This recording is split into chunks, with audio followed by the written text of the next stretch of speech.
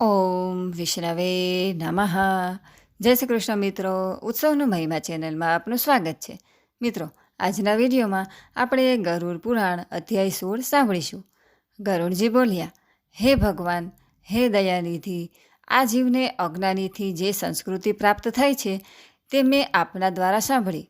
હવે આપ મને સનાતન મોક્ષના ઉપાય વિશે જણાવો. હે ભગવાન, સર્વદેવોમાં શ્રેષ્ઠ, હે શરણાગત વત્સલ, દુઃખોથી આ સંસાર ભરપૂર છે. છતાં આ નિરર્થક સંસારમાં અનેક શરીર ધારણ કરી અનંત જીવોના સમૂહ જન્મે છે અને મરે છે. તેનો કોઈ અંત નથી. એ સર્વે જીવો નિરંતર દુઃખી રહે છે. સંસારમાં હોવા છતાં કોઈ જીવ સુખી હોય તેમ જણાતું નથી. તેથી હે મોક્ષેશ, હે પ્રભુ, આ જીવ કયા સાધનથી મુક્તિ પામશે તે આપ જણાવો. ભગવાન શ્રીહરિ બોલ્યા, હે ગરુડ, તમે મને જે પૂછ્યું તેના વિશે હું તમને જણાવું છું. એ સાંભળવાથી મનુષ્ય સંસારના દુઃખોમાંથી મુક્તિ પામી શકે છે. હે ગરુડ, ઈશ્વર પરબ્રહ્મ સ્વરૂપ છે. તે નિષ્કલ, શિવ, સર્વજ્ઞ અને સર્વના કર્મો, સર્વના નિયતા, નિર્મળ, સ્વયં જ્યોતિ, આદિને શૂન્ય, નિર્વિકાર, બ્રહ્મ આદિથી શ્રેષ્ઠ, નિર્ગુણ અને સતચિત આનંદ રૂપ છે અને સર્વજીવો તેમના અંશ છે. આ રીતે સઘળા જીવો અવિદ્યાયુક્ત બ્રહ્મથી અગ્નિના તણખલાની જેમ ઉત્પન્ન થઈને અનાદિ દૈહિક ઉપાધિઓથી બંધાઈને કર્મોમાં ફસાયા છે. આ જીવો સુખ અને દુઃખદાયી કર્મોથી યુક્ત થઈ અનંત જાતિઓના દેહમાં પ્રવેશી અનંત સ્થળે ભોગો અને કર્મોનો ઉપભોગ કરે છે. હે ગરુડ, જીવોને મોક્ષ પ્રાપ્તિ થાય ત્યાં સુધી દરેક જન્મમાં ભોગ પદાર્થો પામે છે. તેમજ અત્યંત સૂક્ષ્મ લિંગ શરીર પણ ત્યાં સુધી ટકે છે. સ્થાવર વૃક્ષાદિ, કૃમિ, પક્ષી, પશુ, મનુષ્ય, ધાર્મિક, દેવ તેમજ મોક્ષ પ્રાપ્તિ યોગ્ય ક્રમશઃ 4 પ્રકારના દેહ ધરીને પુણ્ય માર્ગે હજારો જીવ મનુષ્ય રૂપે જન્મે છે અને મનુષ્ય શરીરમાં રહીને તેનાથી કોઈ જ્ઞાન સંપાદિત કરી અને મુક્ત બને છે. જીવ 84 લાખ યોનિમાં ભટકે છે અને મનુષ્યપણું પ્રાપ્ત કર્યા વિના તેને તત્વજ્ઞાન પ્રાપ્ત થતું જ નથી. જો અન્ય કરોડો યોનિઓના કરોડવાર જન્મ થાય તો પણ અત્યંત પુણ્ય સંયમથી જ જીવ મનુષ્યત્વ પામી શકે છે. અત્યંત દુર્લભ માનવ જન્મ મહાપુણ્યથી પ્રાપ્ત થઈ શકે છે. તો તે મોક્ષની નિસરણી રૂપ છે. માનવ રૂપે અવતર્ય હોવા છતાં જે પોતે પોતાનો ઉદ્ધાર કરતો નથી તે અત્યંત પાપી છે. માનવ દેહ અને એમાંય ઉત્તમ બ્રાહ્મણ કુળમાં જન્મ મળ્યો હોય અને સમસ્ત ઇન્દ્રિયોથી મુક્ત હોવા છતાં જે પોતાના હિતનું જોઈ શકતો નથી તે બ્રહ્મઘાતી ગણાય છે. કોઈ પણ જાતિ માટે દેહ સિવાય પુરુષાર્થનું અન્ય કોઈ સાધન જ નથી. આથી સર્વ પ્રયત્નો રૂપે દેહરૂપી ધનનું રક્ષણ કરવું અને પુણ્યકર્મનું સાધન કરવું જોઈએ. જે દેહ છે તેને જ સકળ પુરુષાર્થોનું સિદ્ધ સાધન મનાય છે. તેથી તેનું સર્વકાળે સર્વ રીતે તેનું રક્ષણ કરવું જોઈએ. કારણ કે જીવતો માણસ સર્વ પ્રકારના કલ્યાણ જુએ છે. ગામ, દૌત્ર, ચિત્ત, ગ્રહ આદિ શુભ અશુભોથી નાશ થાય તો ફરીથી દેહ પ્રાપ્ત થવાની સંભાવના છે. પણ શરીર ગયા બાદ પુનઃ એવું ને એવું મળી શકતું નથી. જે માણસ વિચારશીલ છે તે દેહના રક્ષણાર્થે ઉપાય કરતો રહે છે. આ શરીર એટલું પ્રિય હોય છે કે કોઢ આદિ રોગોથી પૂરી રીતે દુઃખી હોય તો પણ કોઈ પુરુષ શરીરને ત્યાગવાની ઈચ્છા કરતો નથી. શરીરનું રક્ષણ કરવાથી જ ધર્મ સંપાદિત કરી શકાય છે. ધર્મથી જ્ઞાન અને જ્ઞાનથી ધ્યાન તેમજ ધ્યાનથી મોક્ષની પ્રાપ્તિ થઈ શકે છે. દુષ્કૃત્યો અને શત્રુઓથી આપણે આપણું રક્ષણ નહીં કરીએ તો બીજું કોણ તેને બચાવશે? આ માનવ શરીર પ્રાપ્ત થયું હોવા છતાં નરકના દુઃખોનો ઉપચાર ન કરાય તો અન્ય અજ્ઞાન યોનિઓમાં જન્મીને શું શું કરી શકવાના હતા? વાઘણની જેમ ઘડપણ ભય દર્શાવે છે. ઘડામાંથી જળની જેમ આયુષ્ય પણ વહી જાય છે. રોગો શત્રુઓની જેમ શરીરને કલેશ પહોંચાડે છે. આથી મનુષ્ય માત્રે ત્વરાપૂર્વક યુવાનીમાં પોતાનું શ્રેય સાધી લેવું જોઈએ. જ્યાં સુધી કોઈ પણ જાતનું દુઃખ અનુભવ્યું ન હોય, જ્યાં સુધી કોઈ આપત્તિ આવી ન હોય, તેમજ જ્યાં સુધી ઇન્દ્રિયો વિકળ થઈ ન હોય ત્યાં સુધીમાં પોતાના શ્રેય માટેની કોઈ ઈચ્છાઓ પૂર્ણ કરી નાખવી જરૂરી છે. જ્યાં સુધી દેહ સશક્ત અને સભાન છે ત્યાં સુધી જ આ તત્વનો અભ્યાસ કરવો. જ્યારે ઘર બળે ત્યારે કૂવો ખોદવો નકામો છે. તેમ આ સામગ્રીનો નાશ થયા પછી કોઈ પણ જાતનું સાધન કામ આવતું નથી. આવું સ્વહિત જાણવા છતાં માણસ માત્ર સુખ અને દુઃખ જ ભોગવે છે. સર્વ પ્રાણીઓ જન્મે છે, મરે છે, તેમજ અનેક જાતના કલેશ ભોગવે છે. આમ જોયા જાણ્યા છતાં આ સમસ્ત લોક મોહરૂપી સુરાપન કર્યા કરે છે અને દુઃખદ બનાવોથી તેઓ કદાપી ભય પામતા નથી. સંપત્તિ સપના જેવી છે, યુવાની પુષ્પની જેમ કોમળ છે, આયુષ્ય વીજળીના જેવું અતિ ચંચળ છે. આ બધું જ મનુષ્યો જુએ છે, જાણે છે, છતાં ધૈર્ય કારણે પ્રાપ્ત થાય છે. મનુષ્યોનો જીવનકાળ અલ્પ છે. વધુમાં વધુ 100 વર્ષનું આયુષ્ય ગણીએ તો તેમાંથી અડધું આયુષ્ય નિંદ્રા અને આળસમાં નાશ પામી ગયું હોય છે. થોડુંક આયુષ્ય બાલ્યાવસ્થા અને રોગો આદિમાં નાશ પામે છે. તોય કંઈ બાકી રહેતો વ્યર્થ વ્યાપારમાં નાશ પામે છે. જે માટે શરૂઆત કરવી યોગ્ય છે તેવા મોક્ષ કર્મ માટે મનુષ્ય નિરુદ્યમી રહે છે. જે બ્રહ્મચિંતન કર્મ વિશે જાગૃતિ હોવી જોઈએ તે અંગે તે નિંદ્રાધીન રહેલો છે.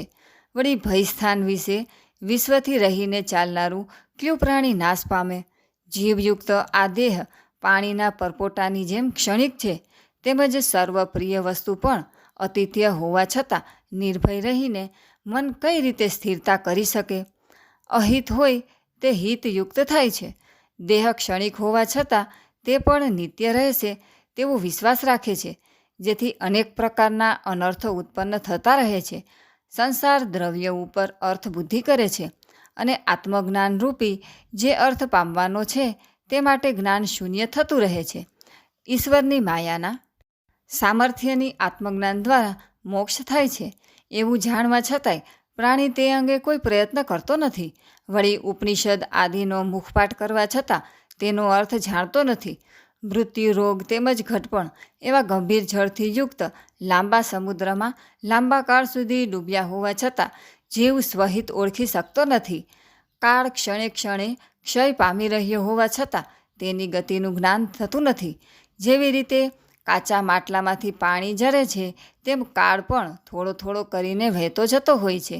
વાયુને વીંટાળવું, આકાશને વિભાજિત કરવું અને જળ તરંગો એકત્રિત કરવાનું કદાચ સંભવી શકે, પણ મૃત્યુ નિવારણ અશક્ય અસંભવ માનો કાળયોગે પૃથ્વી તપે છે, મેરુ પર્વત ખડભળે છે અને સમુદ્ર પણ સુકાઈ જાય છે. તો પછી આયુષ્યનો નાશ થાય તેમાં સંદેહ શા માટે કરવો જોઈએ? આ મારી સંપત્તિ, અમારી સ્ત્રી, પેલું મારું ધન, આ બધા મારા બાંધવો એવું કહેવાના મનુષ્યરૂપ બકરાને કાળરૂપી વરુ બળજબરીથી મારી નાખે છે. આ મેં કર્યું, પેલું મારું કર્તવ્ય છે તથા આ કૃત્યથી કંઈક બીજું જ છે. આ પ્રમાણેની અનેક ચેષ્ટાઓથી વ્યાકુળ થયેલા લોકોને પણ યમ પોતાને સ્વાધીન કરી લે છે. આ પ્રમાણે મૃત્યુ નજીક છે, તેથી મનુષ્ય બીજા દિવસે કરવાનું કામ આગલા દિવસે કરી નાખવું જોઈએ. વળી મધ્યાહને કરવાનું કાર્ય તેની પહેલાં જ પૂરું કરવું જોઈએ. કારણ કે મૃત્યુ કૃતાકૃતની વાટ જોઈને બેસું રહેતું નથી, તે તો અચાનક આવી પહોંચે છે. હે જીવ, ઘટપણરૂપી આયુષ્યના માર્ગમાં વ્યાધિરૂપ સૈન્યધારી મૃત્યુરૂપી શત્રુથી ઘેરાવાનો છું એમ જાણનારો તું પોતાના ઈષ્ટદેવ સામે કેમ જોતો નથી? તૃષ્ણારૂપી સોયામાં પરોવાઈને અને વિષયરૂપી ઘીમાં તળાઈને રાગ દ્વેષરૂપી અગ્નિ પર પકાવા થતાં મનુષ્યને મૃત્યુ ભણી જાય છે. બાળ, તરુ, વૃદ્ધ તથા ઉદરમાં રહેલા ગર્ભને મૃત્યુ પ્રાપ્ત થાય છે. આ આખું જગત મૃત્યુયુક્ત છે. આ જીવ અત્યંત પ્રિય દેહનો ત્યાગ કરીને યમપુરીમાં જાય છે, તો તેનાથી ઓછી પ્રિયતાનો સંબંધ હોય તે જેમ કે સ્ત્રી, પુત્ર, માતા અને પિતાનો સંબંધ નાશ પામે તેમાં શું આશ્ચર્ય? સમસ્ત સંસાર દુઃખનું મૂળ છે. જ્યાં સુધી સંસાર વાસના હોય ત્યાં સુધી દુઃખી સંસારનો ત્યાગ કરનારા જ સુખી બને છે. એ સિવાય અન્ય કોઈ સુખી નથી. આ સંસાર છે તે જ સમસ્ત દુઃખોનું ઉત્પત્તિ સ્થળ માનવામાં આવે છે અને આપત્તિઓનું પણ તે સ્થાન છે. તેમજ સમસ્ત પાપોનું આશ્રય સ્થાન પણ એ જ છે. તેથી જ તેનો તત્કાળ ત્યાગ કરવો જરૂરી છે. જો કોઈ માણસ લાકડા કે લોખંડ જેવા દ્રઢ પાપોથી બંધાયેલો હોય તો તે પણ મુક્તિ પામે છે, પણ સ્ત્રી અને પુત્રની મમતામાં સપડાયેલ પુરુષ કદીય મુક્ત થઈ શકતો નથી. આ જીવ અંતઃકરણને જે વસ્તુઓ ગમે છે તે અંગે પ્રીતિ રાખે છે અને પરિણામ સ્વરૂપે તે હૃદયમાં લોખંડના ખીલાની જેમ ખટક્યા કરે છે. સમસ્ત કર્તવ્ય કર્મોની આશા રાખનારા શરીરમાંના ઇન્દ્રિયો રૂપી લૂંટારાઓથી ફસાય છે, તો એ દુઃખની તો વાત કઈ રીતે કહેવી? લોખંડના કાંટામાં માંસનો ટુકડો ભરાવીને એ કાંટાને પાણીમાં નાખીએ તો માછલાને ફક્ત માંસ જ દેખાય છે, તેને કાંટો દેખાતો નથી અને તે કાંટામાં સપડાઈ જાય છે. એ જ પ્રમાણે મનુષ્ય માત્ર સુખ સામે જોતો હોય છે. પોતાને યમ એક દિવસ ઉપાડી જવાનો છે તેનો વિચાર તેને આવતો નથી. જે પોતાનું પેટનું પોષણ કરે છે અને કુમાર્ગે ચાલે છે, પોતાનું હિત અહિત જોતા નથી, તે નરકે જ જવાની ઈચ્છા રાખનારો જણાય છે. આહાર, નિંદ્રા તેમજ મૈથુન આદિ સઘળા વિષયોનો સંયોગ પ્રાણી માત્ર માટે સરખો છે. જ્ઞાન અર્જિત કરવાનો માર્ગ માત્ર માનવ જન્મમાં જ મળે છે. જેથી જે કોઈ પુરુષ જ્ઞાન સંપાદિત ન કરે તો તે પશુ જેવો સમજવો જોઈએ. પશુતુલ્ય મનુષ્ય માત્ર એટલું જ સમજે છે કે સવારે મળમૂત્રને વિસર્જિત કરવું, બપોરે અન્નનું ભક્ષણ કરવું અને જળ પીવું, તેમજ રાત્રે નિદ્રા અને મૈથુન કરવું. અપાનથી મોહ પામેલો માણસ પોતાના દેહના પોષણ માટે આસક્ત રહે છે. ધન એકઠું કરવું અને સ્ત્રી સાથે વિષય સંભોગ કરવામાં રચ્યો પચ્યો રહે છે. એવા વ્યવહારને કારણે તેને વારંવાર જન્મ લેવો પડતો હોય છે. આવા સમસ્ત અનર્થોના નિવારણ માટે દેહાદિની યમતાનો ત્યાગ પરમહંસની જેમ કદાચ ન બને તો સત્સંગ કરવો, કારણ કે સાધુ એ સંસારના દુઃખોમાંથી છોડાવનાર ઔષધ સ્વરૂપ મનાય છે. કુમાર્ગે ચાલનારાઓને સદમાર્ગે દર્શાવનારા સંત સમાગમ અને વિવેકરૂપી નેત્રો છે. આ બેનો ઉપભોગ ન કરો તો તેનો અંત સમજવો. મનુષ્ય પોતપોતાના વર્ણો અને આશ્રમના ધર્મોમાં આસક્ત રહીને અનેક પ્રકારના કામ કરે છે, પણ તેઓ જે તે આશ્રયનો મુખ્ય ધર્મ જાણતા નથી. એવા દંભીઓ સર્વનાશને પામે છે. કેટલાક લોકો કર્મ કરે છે, તેમાં દેહને અનેક પ્રકારની પીડા સહન કરવી પડે છે. કેટલાક અનેક પ્રકારના વ્રતો કરે છે, તેમાંય મોટે ભાગે સ્ત્રીનું તાત્પર્ય એ જ હોય છે કે મારી જેમ અન્ય લોકો પણ કરે. આવા વિચારવાળા દાંભિક લોકો મનાય છે. સ્વર્ગનું સુખ અત્યંત ઉત્તમ છે. તેમ સાંભળીને સંતોષ પામી તેની પ્રાપ્તિ અર્થે કેટલાક લોકો અનેક પ્રકારના કર્મોમાં આસક્ત થાય છે, તેમજ મંત્રોનું ઉચ્ચારણ કરે છે અને હોમ હવનની ક્રિયામાં રચ્યા પચ્યા રહે છે. કેટલાક મૂર્ખાઓ મારી માયામાં મોહ પામીને એક ટંક જમવાનું અને ઉપવાસ કરીને શરીરને સૂકવનાર નિયમો ધારણ કરતા રહે છે અને જ્ઞાન વિના મોક્ષના સુખની આકાંક્ષા રાખતા રહે છે. જેમ રાફડા ઉપર ખૂબ જ પ્રહાર કરીએ અને તેમાં રહેલો સાપ ન મરે, તેમ અવિચારી અને અજ્ઞાની દેહને જ દંડ આપવાની મુક્તિ મળતી નથી. તેથી જ્ઞાન વિનાની સઘળી ક્રિયાઓનો વ્યવહાર વ્યર્થ જ છે એમ સમજો. કેટલાક અવિચારીઓ માથા પર જટાનો ભાર વધારે છે, તેમજ શરીર પર કાળા હરણનું ચામડું પહેરે છે. આવો દંભી વેશ ધારણ કરીને લોકોને ફસાવે છે. તે પોતે તો સંસારમાં ફરીવાર ફસાયા છે, તે અન્યોને પણ પાછા સંસારમાં જ નાખતા રહે છે. સંસાર સુખમાં જ રસ બસ હોવા છતાં એ લોકોને કહે છે કે હું બ્રહ્મજ્ઞાતા છું. તો આવા પુરુષનો અન્ય જ શૂદ્રની પેઠે ત્યાગ કરવો જોઈએ. કેટલાક લોકો ઘર અને જંગલને સમભાવે માનીને દિગંબર થઈ આ પૃથ્વી પર ગધેડા જેવા પશુઓની જેમ ભટકે છે. આમ ભટકવાથી તેમને વિરક્ત થયેલા કોઈ કહી શકશે ખરા? માટી અને ભસ્મમાં આળોટવાથી જો મનુષ્યોને મુક્તિ મળી જતી હોય તો કૂતરા કાયમ તેમાં આળોટે છે. તેઓ મુક્ત બને છે ખરા? જો પાંદડા તેમજ જળનો આહાર કરવાથી જ મુક્તિ મળતી હોય તો જંગલમાં શિયાળ, ઉંદર, હરણ આદિ એ જ પદાર્થોનો આહાર કરતા હોય છે. તેથી તેઓ મુક્ત થશે ખરા? જન્મથી માંડી મૃત્યુ સુધી ગંગા આદિ તીર્થોના કિનારે વસનારા દેડકા અને માછલા આદિ હજારો પ્રાણીઓ રહે છે. તેઓ યોગી કહેવાશે ખરા? કબૂતરો ખેતરમાં અનાજ લણી લીધા પછી જમીન પર પડેલા કણ એકઠા કરી પોતાનું ગુજરાન કરે છે અને ચાતક ક્યારેય પૃથ્વી પર પડેલા જળનું પાન કરતા નથી. તો તેઓ કોઈ વ્રત પાળનારા કહેવાશે ખરા? હે ગરુડ, વર્ણાયુગ ધર્મ આદિ સમસ્ત કર્મો ફક્ત લોકરોજન અર્થે જ છે. મોક્ષનું કારણ તો માત્ર તત્વજ્ઞાન જ છે. દંભરહિત હોય અને શાસ્ત્રોનું યથાર્થ જ્ઞાન ન થયું હોય તો તેઓ પણ શાસ્ત્રરૂપી મહાકુંભમાં પડી રહે છે અને પશુની જેમ કબજે થઈ જાય છે, પણ મુખ્ય તત્વને પામી શકતા નથી. વેદ અને શાસ્ત્રોરૂપી ઘોર સમુદ્રમાં અવળી દિશામાં તણાતા હોવા છતાં કામ, ક્રોધ આદિ 6 દુશ્મનરૂપી મગરથી મરાયેલા હોવાથી સાથોસાથ અત્યંત કુતર્કી બની અને રહેતા હોય છે. વેદ, આગમ અને પુરાણોને જાણનારા હોય અને કદાચ પરમાર્થના તત્વ તે ન જાણતો હોય તો તેનું આખું પ્રવચન કાગડાના કાકા જેવું મોટે ભાગે સૌની સાથે વિરુદ્ધ મત હોવા છતાં આ મેં જાણ્યું છે, આ મારે જાણવું જ છે એવા ચિંતનમાં વ્યાકુળ રહેતા હોય છે. વાક્ય, છંદ, નિબંધ, કાવ્ય, અલંકાર આદિથી સુસજ્જ હોય પણ તત્વજ્ઞાન ન હોવાને કારણે તે પુરુષ ચિંતાગ્રસ્ત અને વ્યાકુળ ઇન્દ્રિયોવાળો બને છે. ગુરુના ઉપદેશ વિના ફક્ત કુતર્ક કરી પરમ તત્વને જાણવાની ઈચ્છાવાળો અત્યંત કલેશ પામે છે. વળી તેને શાસ્ત્રોનો અવળો અર્થ સમજાય છે અને તે તેની ઊંધી વ્યાખ્યા પણ ફરે છે. કેટલાક વાયનારાઓનો અન્યોનો અનુભવ લેતા નથી અને અન્યોને ઉપદેશ કરે છે. કેટલાક વેદશાસ્ત્રોનો પાઠ કરી અરસપરસ ઉપદેશ કરવા માંડે છે. પણ અનેક ભોજનમાં રહેતી કળછી કે ચમચો કોઈ પણ ભોજનનો સ્વાદ ન પામે તેમ પરમ તત્વને તે જાણતા નથી. માથું પુષ્પને શોભાવે છે પણ તેની સુગંધ નાક ગ્રહણ કરે છે. તેમ વેદશાસ્ત્ર જાણનારને સારાંશ ન સમજાય તો તેને અન્ય કોઈ ગ્રહણ કરી લે છે. આત્મહૃદયમાં હોવા છતાંય તેનું જ્ઞાન પામવા માટે જેવી રીતે ગોવાળ પોતાના બસલમાં બકરીનું બચ્ચું હોવા છતાં કૂવામાં જુએ છે, તે મૂર્ખાઓ શાસ્ત્રો ભણીને તેમાં મોહિત થતા રહે છે. આ જાણી લીધું છે તથા આ જાણવાનું છે એવી આશા રાખી સર્વ બાબતો જાણવાની ઈચ્છા કરે તો તે દેવોના 1000 વર્ષ પૂરા થઈ જાય છે તો પણ તેને શાસ્ત્રોનો અંત જણાતો નથી. શાસ્ત્રો અનંત છે, તેના અધ્યયન આરંભે કોટી વિઘ્નો આવે છે.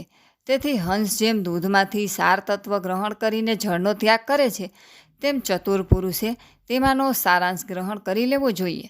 જેમ ડાંગર ઈચ્છનારો ડાંગર કાઢીને થોથાનો ત્યાગ કરે છે તેમ બુદ્ધિશાળી પુરુષે સમસ્ત શાસ્ત્રોનો અભ્યાસ કરીને તત્વને ઓળખી લેવું અને શેષ નિરુપયોગી વાતોનો ત્યાગ કરી દેવો જોઈએ. જે અમૃતપાનથી તૃપ્ત થયો છે તેને બીજો આહાર જેમ નિરુપયોગી છે તેમ હે ગરુડ, તત્વ જાણનારા છે તેઓને બીજા શાસ્ત્રોની જાણવાની જરૂરત રહેતી નથી. હે ગરુડ, વેદાધ્યનથી મુક્તિ નથી તેમ કેવળ શાસ્ત્ર પઠનથી પણ મુક્તિ નથી, માત્ર જ્ઞાનથી જ મુક્તિ છે.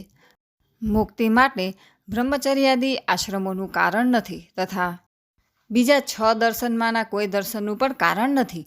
વળી સકળ કર્મો કરવાનું પણ કારણ નથી. મુક્તિ મળવાને માત્ર અજ્ઞાનનું જ કારણ જાણવું જોઈએ. મુક્તિ આપનારો ગુરુ ઉપદેશ મુખ્ય કારણ છે. બીજી વિદ્યા કેવળ વિટંબણા જ જાણવી. જેમ કે મસ્તક પર અનેક જાતિના લાકડાનો ભારો છે, ક્ષણ એમાં સંજીવની વનસ્પતિનું મુખ્ય જાણવું એ લાકડાની બરાબરી બીજું કોઈ લાકડું કરી શકતું નથી. અધ્યેતરૂપ જે શિવપદ તે ગુરુ ઉપદેશથી ક્રિયા તથા આયાસ મહેનત વિના પ્રાપ્ત થાય છે. જે વસ્તુ ગુરુ ઉપદેશથી અન્ન સિવાય પ્રાપ્ત થાય છે તે કોટ્યુવિધિ વેદાધ્યયન કરે તો પણ પ્રાપ્ત થઈ શકતી નથી. પરોક્ષ અને અપરોક્ષ એવા ભેદથી જ્ઞાન 2 પ્રકારનું છે. પરોક્ષ જ્ઞાન કેવળ અધ્યયનથી પ્રાપ્ત થાય છે અને અપરોક્ષ જ્ઞાન માત્ર વિચારથી જ પ્રાપ્ત થાય છે. કોઈ 2 બ્રહ્મની સાથે જીવને અભેદ્ય માને છે અને બીજા એ ભેદ માને છે, પરંતુ નિરાભિમાની થઈને વાસ્તવિક તત્વ અભેદરૂપી છે તેને કોઈ પણ જાણતા નથી. મોક્ષના 2 સ્થાન છે, વિષય વિષયક અને મમતા ધારણ કરવાથી કર્મબંધન થાય છે અને મમતાનો ત્યાગ કરો તો મોક્ષ પ્રાપ્તિ થાય છે. જે કર્મથી કર્મબંધન થાય નહીં તેને ક્રમ કહેવામાં આવે છે. તેનાથી જે વિદ્યા વડે મુક્તિ અપાય તે જ અહીં વિદ્યા કહેવાય છે. જે કર્મોમાં બંધાય તે કર્મ માત્ર સલાહથી ચતુરાઈની જેમ પરિશ્રમ છે એમ સમજવું. જ્યાં સુધી કરેલા કર્મોનું ફળ પામવાની ઈચ્છા હોય, જ્યાં સુધી સાંસારિક માયા હોય અને જ્યાં સુધી ઇન્દ્રિયો અસ્થિર માયા હોય ત્યાં સુધી તત્વજ્ઞાનથી પ્રાપ્તિ થઈ શકતી નથી. જ્યાં સુધી દેહાભિમાન મમતા પ્રયત્ન હોય, સંકલ્પ વિકલ્પ અને કલ્પનાઓ મનમાં રહેલી હોય, જ્યાં સુધી અંતઃકરણ દ્રઢ સ્થિર ન હોય, જ્યાં સુધી શાસ્ત્રોનું ચિંતન થતું ન હોય, તેમજ જ્યાં સુધી ગુરુની કૃપા ન હોય ત્યાં સુધી તત્વજ્ઞાન પામી શકાતું નથી. જ્યાં સુધી કૃપા ન હોય ત્યાં સુધી તત્વજ્ઞાન પામી શકાતું નથી. જ્યાં સુધી તત્વજ્ઞાનને પામી ન શકાય ત્યાં સુધી તપ, વ્રત, તીર્થ, જપ, હોમ, અર્ચન અને વેદશાસ્ત્રની કથા છે તેમ માનવું. હે ગરુડ, જો મોક્ષની ઈચ્છા હોય તો દરેક અવસ્થામાં એકમાં સર્વકાળ તત્વનિષ્ઠ રહેવું જોઈએ. અધ્યાત્મ આદિ વિવિધ તાપમાંથી જે પુરુષ સંતુપ્ત થાય છે તેને માટે ઉપાસના રૂપી ધર્મ અને જ્ઞાન પુષ્પોની જેમ સુખદાયી છે. જેનો સ્પર્શ મોક્ષરૂપી ફળો છે એવા મોક્ષરૂપી વૃક્ષોનો આશ્રય કરવો જ રહ્યો. આત્મધિ જ્ઞાન ધ્યાનપૂર્વક શ્રી ગુરુના મુખેથી સાંભળવું જોઈએ. તે જ્ઞાનથી ભયંકર સંસારરૂપી બંધનમાંથી જીવો મુક્તિ પામી શકે છે. હે ગરુડ, તમને હવે તત્વપુરુષનું અંતિમ કૃત્ય કહું છું. તે કર્મ કરવાથી મનુષ્યનો મોક્ષ થઈ જાય છે. તે હવે સાંભળો. અંતઃકાળ સમીપ આવે ત્યારે સમસ્ત ભયનો ત્યાગ કરી દેવો. અસંગરૂપે શાસ્ત્રથી વાસના તેમજ દેહ આદિ પર પ્રીતિ રાખનારા પુત્રો આદિનો ત્યાગ કરવો. ધૈર્યવાન પુરુષે ગૃહ ત્યાગ કરી બહાર નીકળીને કોઈ પુણ્યદાયક તીર્થમાં સ્નાન કરવું. પવિત્ર અને એકાંત પ્રદેશમાં વિધિપૂર્વક આસન કરવું. અંતઃકરણપૂર્વક પવિત્ર ઓમકારનો મંત્ર જપવો અને શ્વાસજીત મેળવીને મનનું નિયમન કરતા રહેવું. બુદ્ધિની સહાયથી સર્વ ઇન્દ્રિયોનું નિયમન કરવું. તેમજ અનેક પ્રકારના કર્મોથી વિક્ષિપ્ત બનેલ મન બ્રહ્મમાં સ્થિર કરવું. આ પ્રમાણે આત્માને મનમાં સ્થિર કરીને પરમપદરૂપી બ્રહ્મ હું જ છું એમ ચિંતન મનન કરતા રહેવું. હે ગરુડ, જે મનુષ્ય અંત સમયે મારા સ્મરણ સહિત પ્રણવાત્મ બ્રહ્મનું ચિંતન કરતાં કરતાં દેહ ત્યાગે છે તે ઉત્તમ ગતિ અવશ્ય પામે જ છે. જે પદને દંભીઓ અને વૈરાગ્ય વંચિતો પણ પામી શકતા નથી એવા ઉત્તમ પદને શ્રેષ્ઠ બુદ્ધિવાળા પામી જાય છે. હે ગરુડ, આવા બુદ્ધિમાન કોણ છે તે હું તમને જણાવું છું. જેને ગંધ અને મોહ દૂર થાય છે, જેણે પુત્ર કલત્રનો ત્યાગ કર્યો છે, જે આત્મતત્વના વિચાર અંગે પરિનિષ્ઠ છે અને કોઈ ફળ પામવાની આકાંક્ષા રહી નથી, તેમજ સુખ અને દુઃખ આપનારા ચિત્ત ઉક્ષણ દ્વેધમાંથી યુક્ત એવા લોકોને અવ્યય પદ પામે છે. જ્ઞાનરૂપી ધરામાં સ્નાન કરવાથી મનુષ્ય મોક્ષ પામે છે. તે ધરામાં સત્યરૂપી જળ હોવાથી રાજદ્વેષરૂપી મગર હારી જાય છે. દ્રઢ વૈરાગ્યનો આશ્રય કરીને અન્યને ભાવે મારું ભજન કરનારો પુણ્ય દ્રષ્ટિવાન છે અને તે પ્રસન્ન અંતઃકરણ ધરાવે છે. તે જ મોક્ષ પ્રાપ્ત કરે છે. તે પોતાના ગૃહનો ત્યાગ કરી અન્યાસન્ન થઈ તીર્થમાં મરણ પ્રાપ્તિ માટે ગમન કરે છે. અયોધ્યા, મથુરા, ગયા, કાશી, કાંચી, અવંતિકા અને દ્વારિકા આ સાતમાંથી કોઈ પણ એકમાં મરણ પામનારને તરત જ મોક્ષની પ્રાપ્તિ થાય છે. હે ગરુડ, આ પ્રમાણે જ્ઞાન વૈરાગ્યવાળો મોક્ષ સંબંધી ધર્મ મેં તને કહી સંભળાવ્યો. એ સાંભળવાથી મોક્ષની પ્રાપ્તિ થાય છે. તત્વવેત્તા મનુષ્ય મોક્ષે જાય છે, ધાર્મિક સ્વર્ગે જાય છે, પાપી દુર્ગતિ પામે છે તથા પંખી આદિ જીવોનો જન્મ મૃત્યુરૂપ સંસાર પામે છે. આ પ્રમાણે સમસ્ત શાસ્ત્રોનો સારાંશ મેં તમને કહી સંભળાવ્યો. હવે તમને બીજું કંઈ સાંભળવાની ઈચ્છા હોય તો કહો. સૂતજી બોલ્યા. આમ ગરુડજીએ ભગવાનના મુખેથી સઘળું વૃત્તાંત સાંભળ્યું અને હાથ જોડીને ભગવાન શ્રી હરિને વારંવાર નમસ્કાર કરી અને કહેવા માંડ્યા. હે ભગવાન, હે સર્વદેવોમાં શ્રેષ્ઠ, આપે મને અમૃતરૂપી સર્વકથા કહી સંભળાવી અને સંસાર સાગરમાંથી ઉગાર્યો. હવે મારા સમગ્ર સંદેહ નાશ પામ્યા છે અને હું કૃતાર્થ થયો છું. તેમાં કોઈ શંકાને સ્થાન નથી. આમ કહીને ગરુડજી ભગવાનનું ધ્યાન ધરવા વિરાજિત થયા. ભગવાનનું ધ્યાન કરવાથી ભગવાન આપણી દુર્ગતિનો નાશ કરે છે અને સદગતિ આપે છે. ઉત્તમ ભક્તિ કરવાથી ઉત્તમ ભક્તિ પામનારા દયાળુ પરમાત્મા અમારું રક્ષણ કરો. ઇતિ શ્રી ગરુડ પુરાણે સારોદ્ધારે ભગવાન ગરુડ સંવાદે મોક્ષકર્મ નિરૂપણો નમઃ ષોડશર્માક ધ્યાય સમાપ્તમ. બોલો વિષ્ણુ ભગવાનની જય. મિત્રો, હવે આપણે ગરુડ પુરાણ સાંભળવાનું ફળ સાંભળીએ. ભગવાન શ્રી હરિ બોલ્યા. હે ગરુડ, મેં તમને જે ઉર્ધ્વદેહી કર્મ કહ્યું તે કોઈ પણ મૃતક મનુષ્યની પાછળ 10 દિવસ સુધી સંભળાશે તે સર્વે લોકો પાપોમાંથી મુક્ત થઈ જશે. પરલોકમાં મૃતકના હિતાર્થે મેં જે કર્મો જણાવ્યા તે પિતૃઓને દાન આપવાથી સાથોસાથ દાન આપનાર પુત્રને મન વાંછિત ફળ આપે છે. આ લોક તેમજ પરલોકમાં તે અતિ સુખદાયક છે. નાસ્તિક બુદ્ધિના પાછળ લોકો આવા કર્મો કરતા નથી. તેમના ઘરનું જળ દારૂ સમાન માનવું જે પીવા યોગ્ય નથી. આ લોકોના ઘરની સામે દેવો અને પિતૃઓ મીટ માંડતા નથી. વળી પિતૃઓની અવકૃપાને કારણે તેમની સંતતિ દુર્ગતિવાળી થાય છે.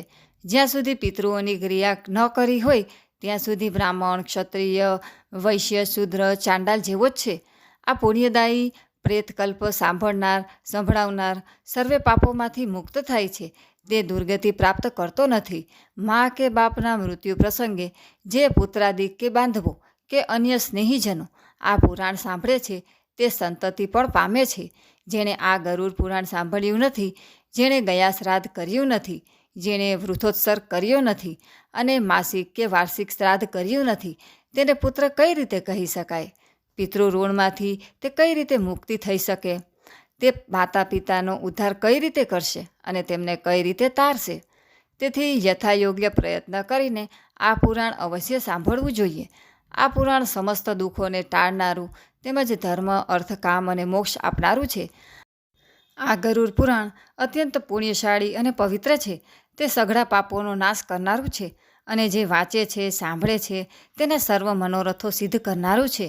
આ પુરાણ બ્રાહ્મણ વાંચે તો તેને વિદ્યા પ્રાપ્ત થાય છે, ક્ષત્રિય વાંચે તો તેને પૃથ્વી પ્રાપ્ત થાય છે, વૈશ્ય સાંભળે તને તે ધનવાન બનાવે છે અને શૂદ્ર સાંભળે તો તે તમામ પાપોથી મુક્ત થાય છે. આ પુરાણ વાંચનારને જે દાન આપવામાં પ્રથમ કહેલા છે તે તેણે આપવામાં ન આવે તો કર્મફળ થતું નથી. પ્રથમ પુરાણની પૂજા કરવી, પછી વસ્ત્ર, અલંકાર વગેરે ઉપચાર સમર્પણ કરીને ગરુડ પુરાણ વાંચનારને પુરોહિતની જેમ પૂજા કરવી, તેમને અન્ન, સુવર્ણ તથા ભૂમિ વગેરે દાન આપવા તથા તેમનું યથાવિધિ ભક્તિપૂર્વક દાન કરવું. આથી અતિ પુણ્ય પ્રાપ્ત થાય છે. એવી રીતે ભગવાન ગરુડને કહે છે, હે ગરુડ, પુરાણ વાંચનાર પુરોહિતનું પૂજન થાય એટલે સ્વયં મારું પૂજન થયું એમ જાણવું. એમાં સંશય કરનાર નરકે જાય છે. જેથી વાચક સંતુષ્ટ થાય એટલે હું પણ સંતુષ્ટ થાઉં છું. બોલો વિષ્ણુ ભગવાનની જય. તો મિત્રો, આજના વિડીયોમાં આપણે ગરુડ પુરાણ અધ્યાય 16 સાંભળ્યો તથા ગરુડ પુરાણ સાંભળવાનું ફળ શું છે તે સાંભળ્યું. વિડીયો પસંદ આવે તો લાઇક, શેર તથા અમારી ચેનલને સબસ્ક્રાઈબ કરવાનું ભૂલશો નહીં. સર્વે ભક્તોને મારા જય શ્રી કૃષ્ણ.